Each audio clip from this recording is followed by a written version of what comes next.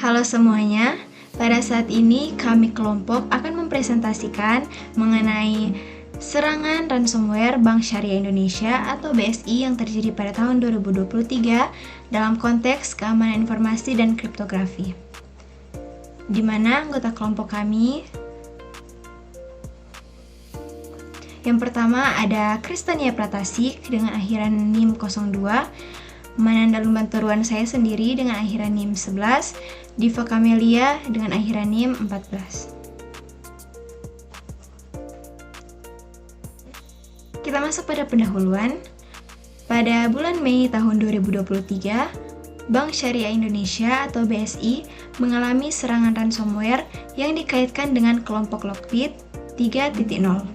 Serangan ini mengganggu layanan digital BSI dan diduga menyebabkan pencurian sekitar 1,5 terabyte data. Metode yang digunakan adalah double extortion, yaitu mengenkripsi sistem sekaligus mencuri data untuk tujuan pemerasan. Dalam kasus ini penting untuk dikaji karena mengidentifikasi kerentanan keamanan serta langkah pencegahan yang lebih efektif.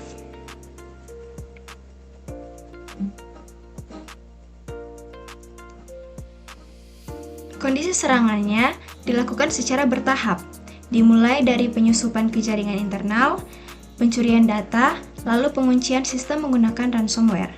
Akibatnya, Bank Syariah Indonesia mengalami dua risiko besar, yaitu kelumpuhan layanan dan kebocoran data nasabah maupun karyawan.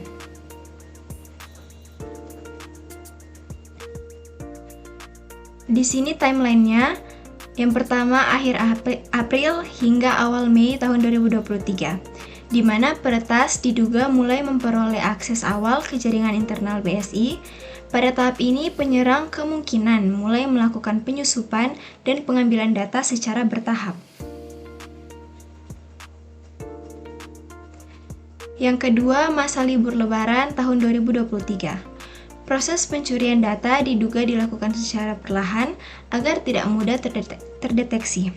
Dalam studi kasus disebutkan bahwa data yang berhasil diekfiltrasi mencapai sekitar 1,5 terabyte data. Oke, selanjutnya kita masuk ke dalam timeline yang ketiga, yaitu pada 8 Mei 2023, yang dimana dampak ransomware mulai terlihat besar pada sistem BSI. Layanan digital seperti BSI Mobile, ATM, dan transaksi cabang mengalami gangguan secara nasional. Nah, hal ini membuat banyak nasabah tidak bisa mengakses layanan seperti biasanya, sehingga gangguan ini menjadi perhatian publik. Selanjutnya yaitu pada tanggal 9 sampai 10 Mei 2023, yang dimana pihak Bank Syariah Indonesia awalnya menyampaikan bahwa gangguan layanan terjadi karena proses sistem maintenance atau pemeliharaan sistem. Jadi pada tahap awal belum langsung disebutkan bahwa ada serangan cyber.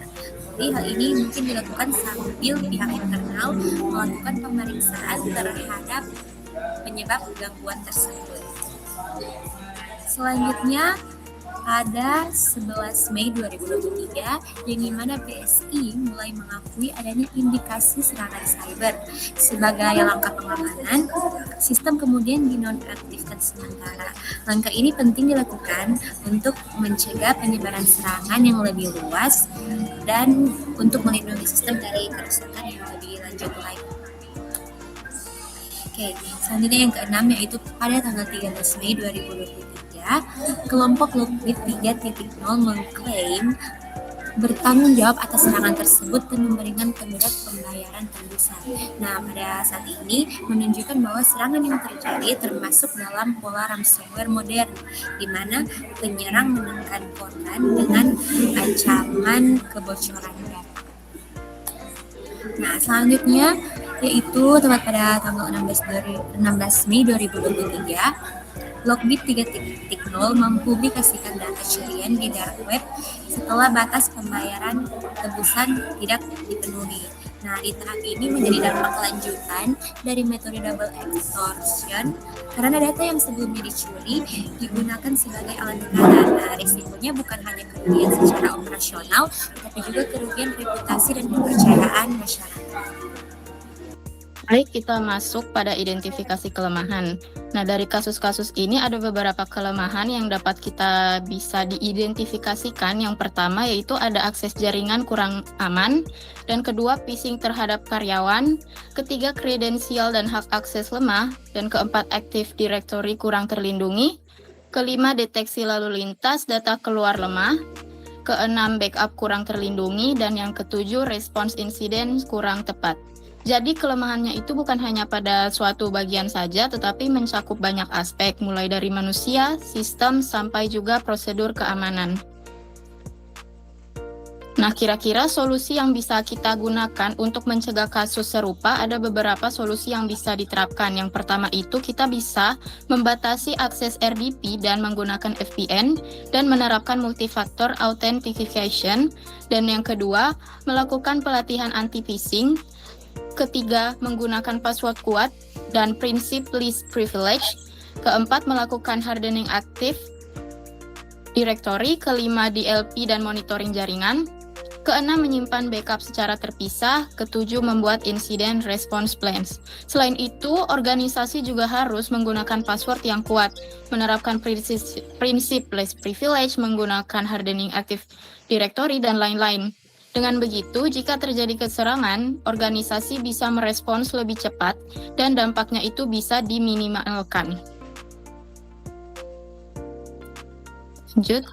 Kesimpulannya, dari serangan ransomware terhadap BSI ini menunjukkan bahwa keamanan informasi tidak hanya bergantung pada teknologi saja. Faktor manusia, pengelolaan akses, pemantauan jaringan, backup, dan kesiapan respons juga sangat berpengaruh.